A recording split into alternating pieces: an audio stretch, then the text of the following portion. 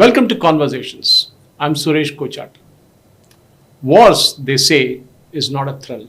It's sometimes a tragedy. There is losses of man, machine, and of course, beyond that. But then wars are fought. We're seeing plenty of them going on right now. But how does things work behind the scenes? And for somebody who's seen that and done that is with me today. And he was with us a couple of weeks ago on one of our podcasts on NHS. Col Joy Dasgupta, Sena Medal. He retired from the army a couple of months ago, and today, as promised, when he's in Hyderabad next time, he would come to our studios and he is here with us. Namaskar, sir. Welcome to the show. Namaskar, sir. Colonel, to put things in a very simple perspective, Kargil is a memory that is slightly faded away from this particular generation that is there. The oldies might still remember it. But just to jog the memory of this generation, what was Kargil all about? In a brief storyline format, if you can tell us how did it happen and how was it sorted out?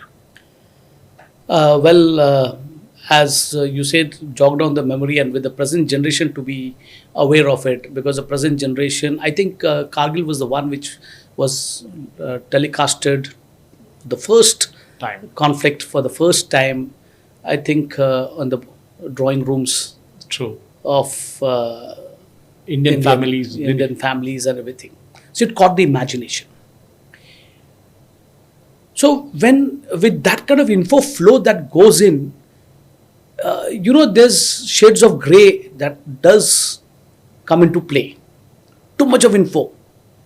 Some perceived, some assumed, And some hyped up. some hyped up, absolutely, and some factual. Now, there have been a lot of reports, commissions and all, but in a broad way, incursions were there, intrusions were there, but they were termed as, at that point of time, in the initial phase, that they were militants, they were terrorists. But the gravity was understood much later, where my unit 18 Grenadiers bore the brunt. Now that has to be Yeah, explained in a more detailed format later. This is where the apathy comes into play of personal leadership. I will not falter here with the organization or the nation or the society. It is personal, professional ethics and professional honesty does come into play. So the genesis of it is, which more or less the entire nation today is aware, it's there in all the commission reports and everything. But are we willing to take that responsibility and accountability? Yes, there has been a failure in the initial phase, in terms of what? Assessing and analyzing, not on the competence level and the professional this thing. It is assessing and analyzing. Now, this is where the think tank has to come into play. And I personally feel, in terms of Kargil, since I was present when my unit was inducted and we were the first battalions. In fact, I would like to mention about one Naga, first Naga, which is with us in the CICT. They were supposed to go to Siachen and they were diverted, said, no, abhi tum Kargil mein ruk jao, ek kuch militants hai, unko ye karke nikalo. But they didn't know how long it would take. How long it would take, and then that is the apathy or the void. Now, one Naga got stuck, they had their own casualties. So somewhere at the top, in a hierarchical level kind of an organization, specifically in a democracy, the flow, the info flow is not so spontaneous until it's really emergency and critical. No, I would draw a parallel to that with Operation Sindoor, which we'll take up later also. Yeah.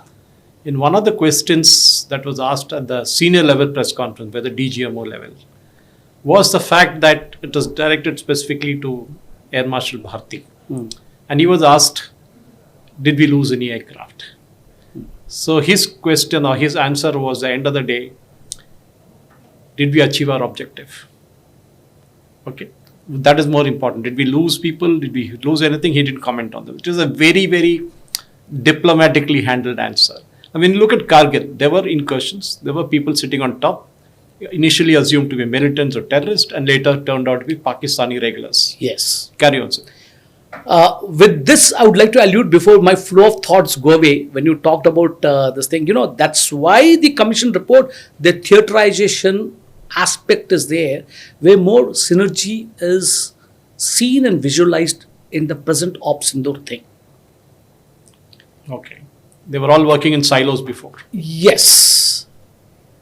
I mean, everybody's doing the job, but the real synergy, the tri-services, that was much wanted. Of course, there have been a lot of conceptual papers floated around of the pros and cons, that why does India require a theatrization, and then of course inter-services, I won't call it rivalry, inter-services. Egos. No, I won't put it as egos. Relevance.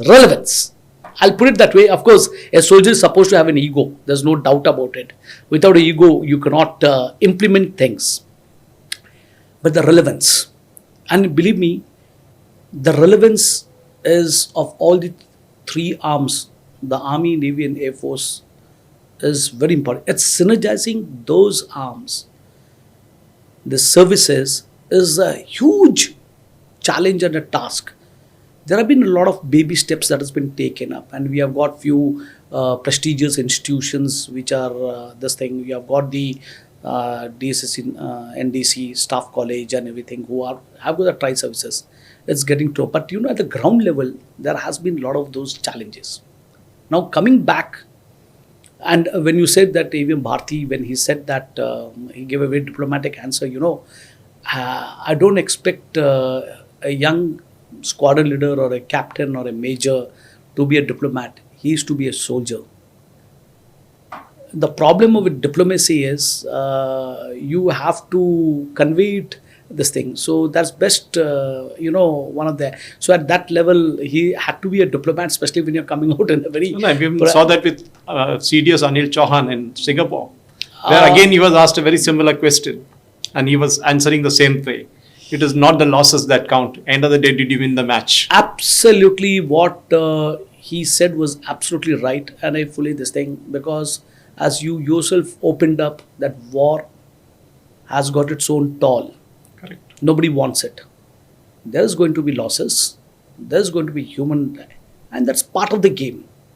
Yes, that's why in my earlier podcast I said, let's not over romanticize it. That's what the movies do with the army movies. Yeah, absolutely. Yes, we are doing a bit. That extra bit, I agree to it. Death is a constant factor, unlike other professions. Agreed. But when we talk of human life, that is where the organizational culture and the equipment that is being provided for, and the training that makes a difference whether you lose your men. And so when both the DGMO of Air Force and the CDS who have said, yes, that is one aspect, that we have not lost any human, because I said when they made this profound statement, when the CDS says, as all the tri-services, is the CDS of all the tri-services, in the thing, he told a very, very profound thing that we have not. Why? Because a pilot, to get a pilot, I know where they're coming from. And the way they have been trained in this thing, you're looking at only what, a $50 million aircraft? Doesn't matter. Doesn't matter, but that pilot will be ready with the next aircraft. That's how the security of a nation is doctrined. Yeah, though human life is important, no doubt, but that's your profession, that's your job. No, that's exactly what I remember attending one of those earlier passing out parades at Hakimpet, and I don't remember who was there actually reading out the citations and other things. But when the address of the chief guest came up, and he said, "Forget the aircraft. It takes man days and man days to kind of build a pilot." Yeah. your life is more expensive than the aircraft. That is why it has an eject button. Absolutely. Carry on, Colonel. So with that, this thing. So of course, there's been a doctrinal paradigm shift from Kargil to what you're saying, since you brought Op Sindoor. And this paradigm shift is in the concept of warfare itself. And we saw that with the Russia-Ukraine war. That's where it all started, isn't it? No, yes, partly, but I would like to bring in the grey zone warfare. Okay, what's that?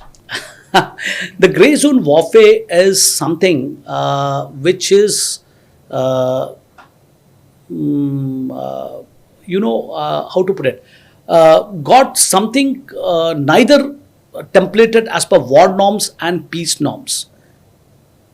Something that just happens. No, it's something which is doctored, Okay. where both tools of hybrid means and asymmetric means are utilized with info warfare, with a narrative warfare. Like when you use this, when you said about Russia and Ukraine, it all started with grey zone warfare in 2014, where the Russians, they used their little men in greens without the Russian insignia of their armed forces.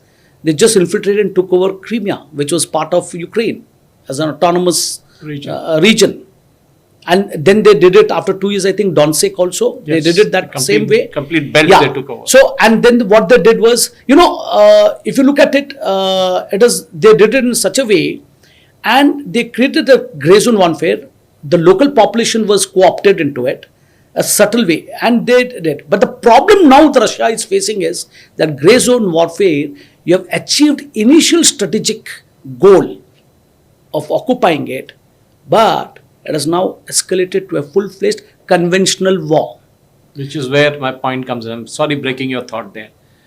Many people asked, why did Modi ji end, or rather the Indian armed forces end the present conflict with Pakistan in 4 or 5 days?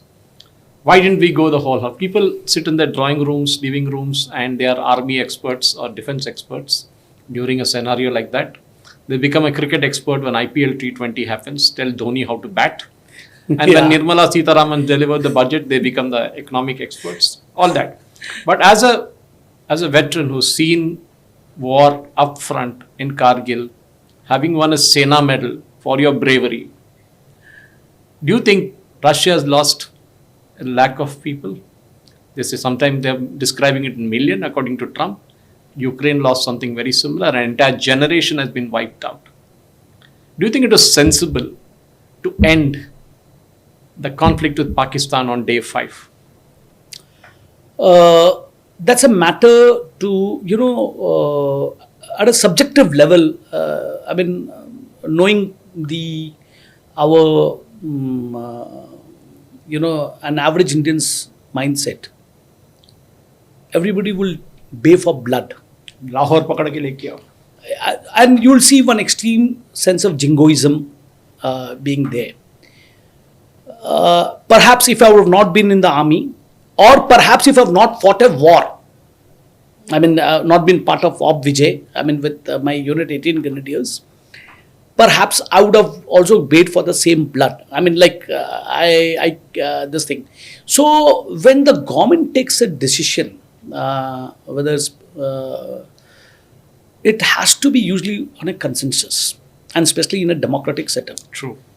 So the Honorable Prime Minister Modi, if you see, I have a feeling, knowing my organization, the hierarchy, I'm very sure he wouldn't have taken a unilateral decision and told that no. You would have consulted everybody. Exactly. And when the military leadership, whether it's of the Air Force, Army, Navy, who sit there along with the Ministry of Home Affairs, a lot of simulations are done. Okay, if we continue it for one more week, what is the advantage? If we stop now, so you'll have those pros and cons. Problem, what the thing is, yes, at a personal level, perhaps one more day would have been better, Because after that, we hear a lot of stories. How we flattened them out. Yeah, how many flattened, and the American assets were also there. And also, see, unfortunately, since you're not involved personally and you cannot comment on those things, so a lot of assumptions take place. But believe me, the momentum which was was achieved, if that momentum at a personal level, I mean, purely from a professional viewpoint, perhaps for one more day, things would have been slightly better. But this is at a personal level who is not personally involved and is not in the think tank. So, whatever decision they have taken, it must be in a well calibrated, a well nuanced discussion. Now, there are so many other non-state players. True. You have got the diplomacy thing going into it. You have got your economic things. Now, in your grey zone warfare, you have got this concept of political coercion. You have to face the pressure from everybody. You have everything. One of the best parts of the this thing is about Russia and Ukraine, or for that matter, even Iran, Israel. And why go outside? Look at our own country. You'll find many of our political leaders across spectrum. I will not say opposition or the party. Certainly, will have been criticizing Op Sindoor itself. That is when the body bags come home. No, what happens is that is nothing but a part of grey zone warfare, where either by design they have been cultivated, or they have been fooled by the external threats, media and everything. So there's a design to it.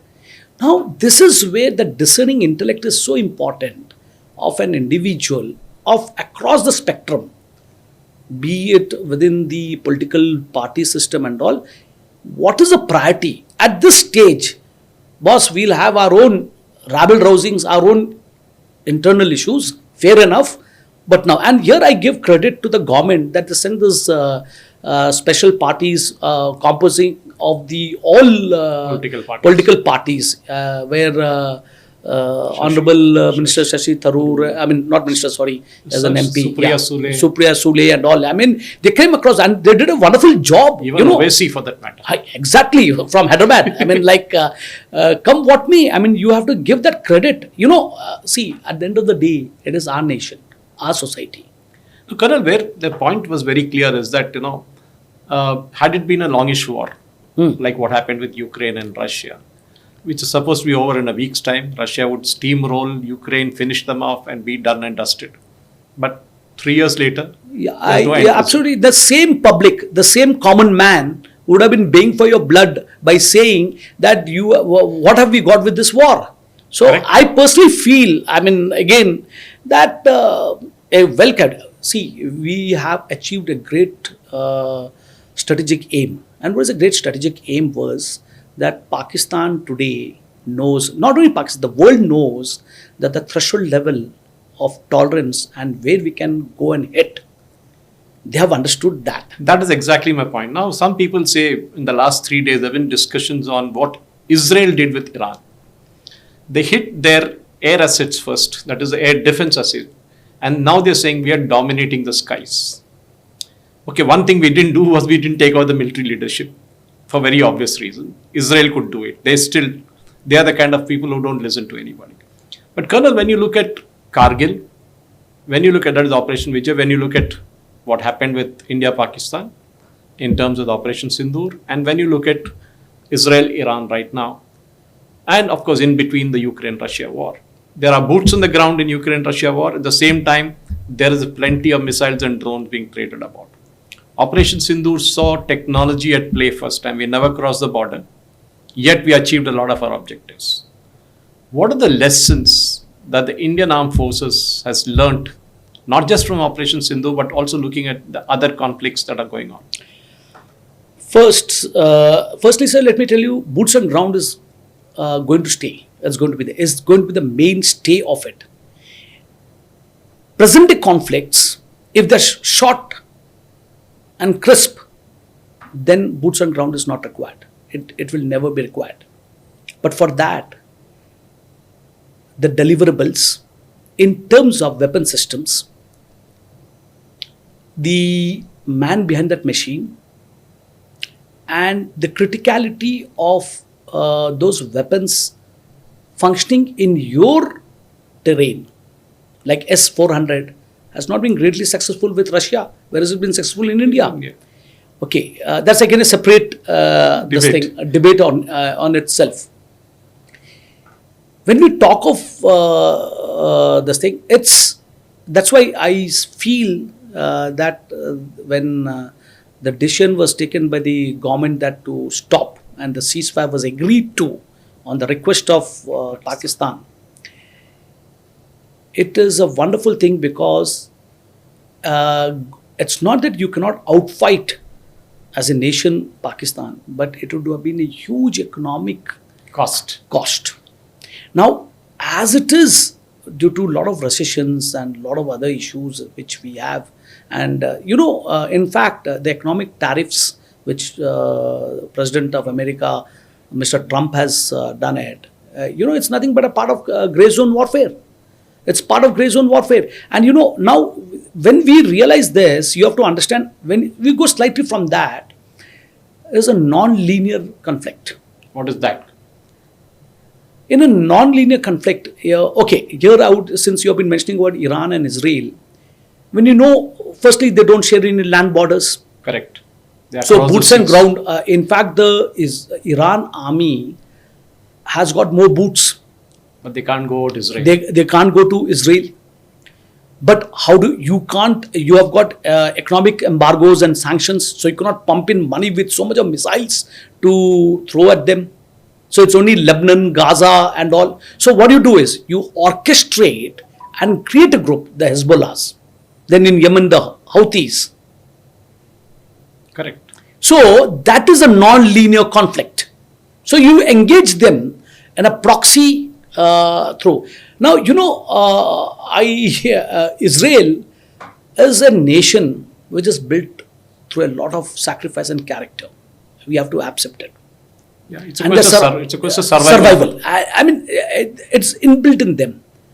So, you see from the past 20 years, they have been fighting the Hezbollah. You look at how last year in the tunnels where the Israeli women were captivated during that thing, and how they were rescued, how the negotiation and all complete was done. They realized one thing. The mother lode is Iran. So let's target them. Samka, So, and they're justified in their own way. the head of the snake. Yes, but the question now comes is, how do you justify it? So nucleus. I mean, that's my thinking. I might be off the mark, maybe. There may be so many other factors. The problem is you have so many countries interdependent, intertwined. Now the destiny of a nation is purely in the hands of the political leadership. Any nation. Today Iran True. is this thing. So at the end of the day, again, I mean, like from non-linear conflict, as I said earlier, that the paradigm shift has been there.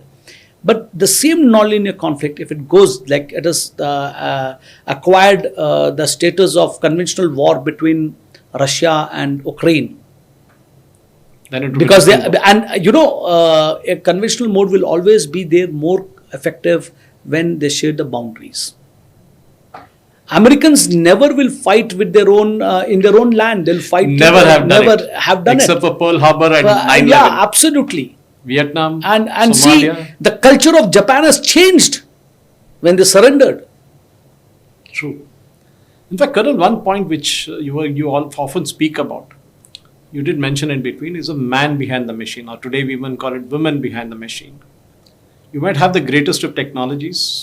You saw S-400 work in India. It didn't work in Russia, maybe different circumstances. But today, in today's army, unlike the old days, when they say in Hindi, कुछ नहीं कर रहे जिंदगी में तो फौज में भर्ती हो जाओ. I guess that was a very, very, very rudimentary way of saying things. Today, there's a shortage of officers in the army. At the same time, today with this advent of technology, the Agniveers and the way the anti-aircraft systems were handled at the lower end of the air defense system, do you think there is a need for the Indian armed forces? I'm not just saying army, armed forces, because the Air Force and Navy, at the end of the day, they have more technology anyway. But boots on the ground, things to fight for. Do you think the time has come now? I know you have a lot of opinion on Agniveer also, to change the way army is recruited, trained, and of course they fight. I'll take this in two parts. First,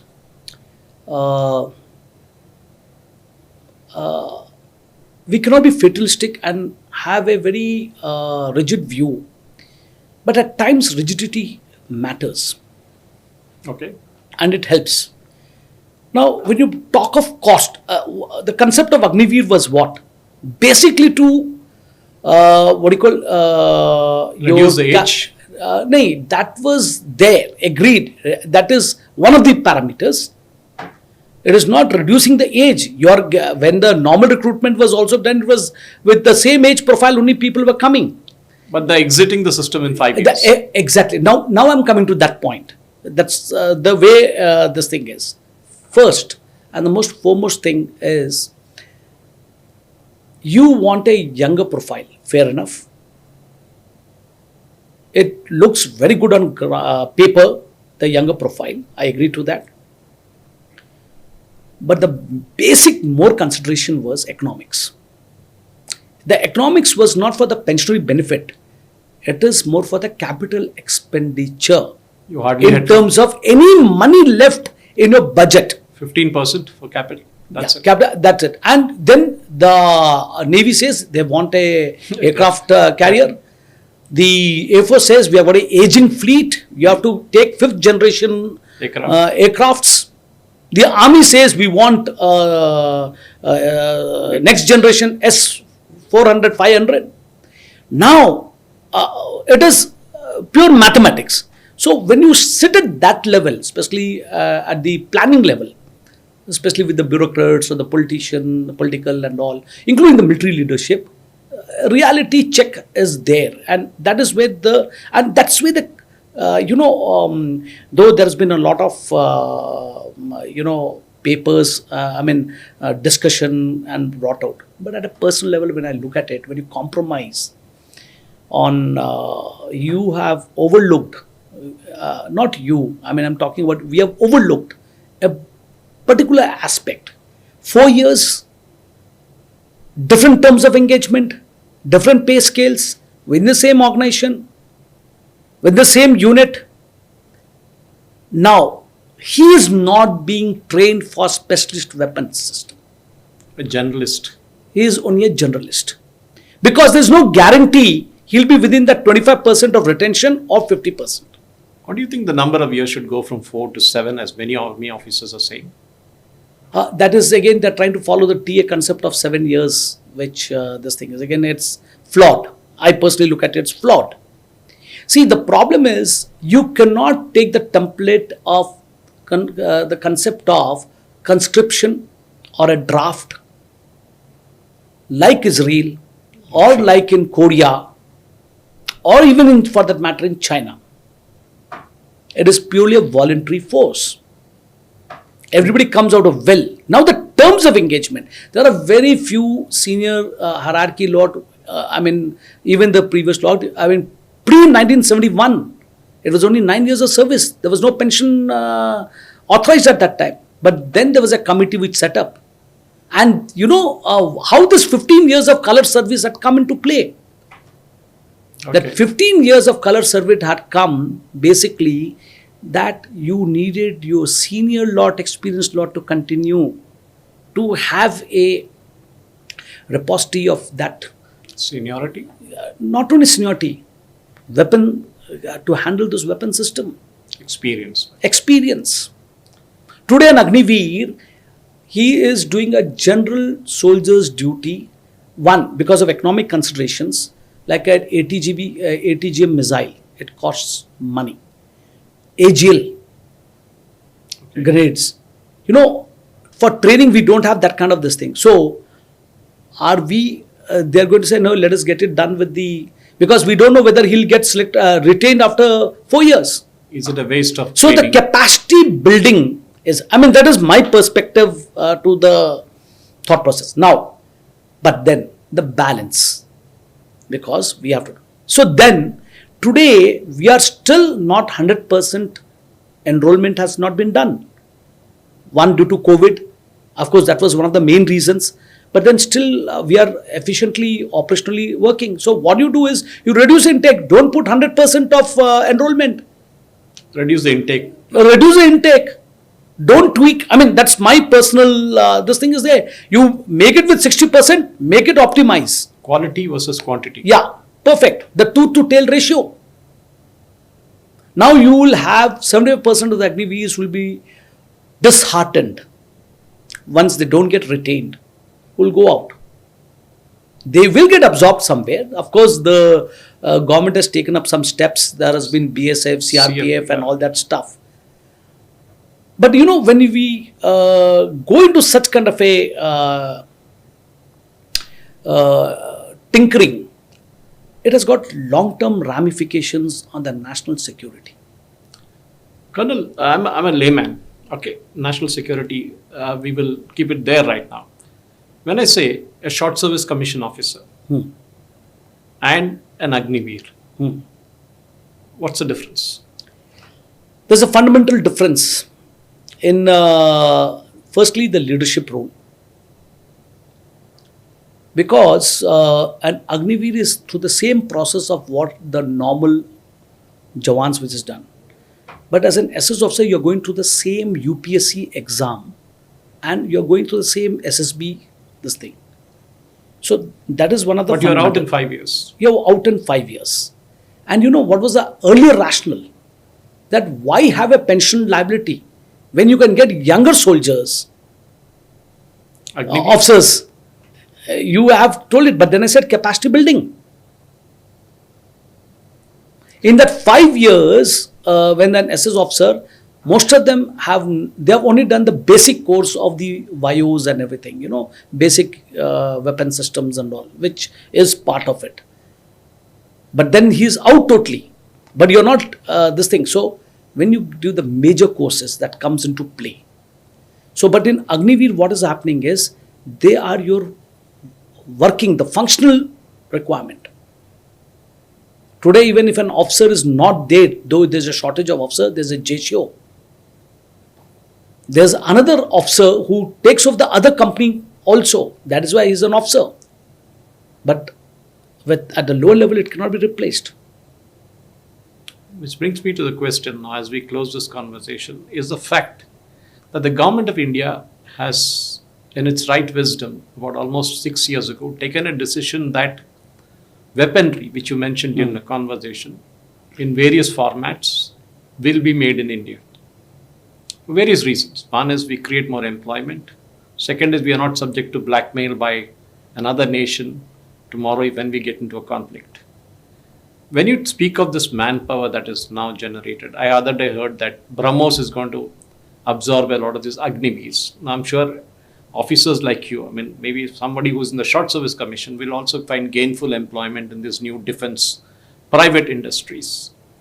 Do you think Atmanirbhar Bharat as a concept, because we made INS Vikrant in-house, at least with 75% local component, do you think it's a concept that will work well in the days to come, or do you think we need more of international collaborations to go to that standard of making a 5th generation aircraft? It will, on paper, yes, but on ground, it will not work that well. Why? Firstly, as I said, unlike China, which has got a very single, you know, they have got a military industrial complex. Okay. The Russian has got this thing. We are not yet attuned to it. You have to build it. You have to build it. That will take time. Though now that start is there, which is good. It's really good. You look, in the chip warfare, if you look, India has just started with the semiconductors. It started with 92 nm and 28 nm. whereas Americans and the Chinese have gone to 2 nm, which is more thinner this thing. So, but the logistics and the wherewithal, which never, that's a good start. That's a good start. Now, as regard to the people who get absorbed, they have to be technically very much qualified to get absorbed in such this thing. It's not just a normal security job, unfortunately, and that has to change. Like that's what most army men end up as. These are nothing but disruptive technologies. We have to understand. And the first disruptive technology is way back in 20 years back, e-commerce aaga. There's a disruptive technology. Though it makes your life easy, but it's a disruptive technology. Correct. Now, the retail industry has gone for this thing. It's now directly with the consumer to this thing. You look at Uber and all. So it's a disruptive technology. The middleman is not there. The middleman is not there. But what has happened is you are impacted the employment of. Now you look at other disruptive technology. It's AI. So, but how many people? Okay. Now what has happened is you have got AI with ChatGPT with MS Excel. So your cognitive skill has gone down. You are getting everything prepared through AI and a ChatGPT where there's no original thought of yours. In fact, that's a point which I want to bring in as we finally come to the end of the conversation. Is CDS Chauhan had mentioned that space is the next frontier, and it is repeated by the Air Force and Army and Navy also, chiefs. Space is the next frontier for India's military. Now, do you think when you look at China, when you look at US, when you look at what Israel is doing with its Iron Dome and rest of the stuff, look at what Iran is doing with its missiles and its arsenal, the Russia-Ukraine war, which we spoke about. Do you think the Indian Armed Forces is ready for it? Yes, in fact, I feel with our Department of Space, ISRO and NRSC, National Remote Sensing Agency, now NRSC, this thing, and SAC, Space Application Center, there has been a lot of synergy of late from the last 1.5 decades. And what the CDS General Chauhan was mentioning and everybody, he's absolutely on the right, this thing, that the next frontier, the space frontier. And in fact, there have been certain good achievements and developments done, which is, of course, not in so much in the open domain, You cannot speak about it also. No, it's not so much available even to the common military man also. It's this thing. And believe me, the nation is really progressing in a right direction, the right space. Unfortunately, as I said, that it's a democratic setup, You're not China. We are not China. And, they have got their own challenges, but they have got their own, it's a vision with a clear-cut vision. They bring in all parameters, economic, politics, in the strategy. Unfortunately, in our case, it's only driven either military and economics, but we don't have other parameter factors into it. So that's the synergy. Wonderful. For the viewers who really are not aware about Col Joy Dasgupta, Sena Medal winner, fought in the Kargil War, was one of the leading teams that went on to capture the Tololing Peak and the Hump, and then the Tololing Peak. He personally killed about 3 or 4 of those Pakistani intruders. For his bravery, he was awarded the Sena Medal, and today he's sitting in front of me here. Very proud of him, because last time when I wanted to speak to him, he was still serving in the army, and he said, I cannot officially speak. But then today we have a chance, now that he's hung up his boots, though I will say that it is only in terms of the official title, but I'm sure that he's continuing with his thought processes. Wonderful speaking to you, Colonel.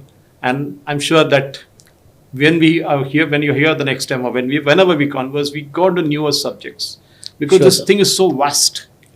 Absolutely. Because the field suddenly, the war is not a war anymore. The entire concept is changed. It is somebody sitting in a room somewhere, pressing a few buttons, who decides the fate of a nation. Absolutely. And that is what is happening. Thank you very much. Thank you, sir. Ladies and gentlemen, that was Col Joy Dasgupta, Sena Medal.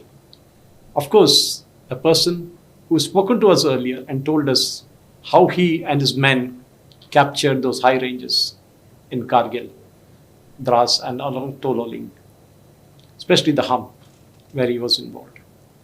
But more than that, Colonel Dasgupta brings with him a wealth of knowledge because he actually seen action up front. But then, as we spoke about, technology is bringing a whole new dimension into this today's warfare. It's no longer kind of a mass fight. It's no longer men running across or building trenches. It's all changed, maybe for the better. But then we will know how things move as we go along. And surely there'll be a lot of lessons that our armed forces are learning and relearning. And of course, putting into their doctrines. Thank you for watching. Jai Hind.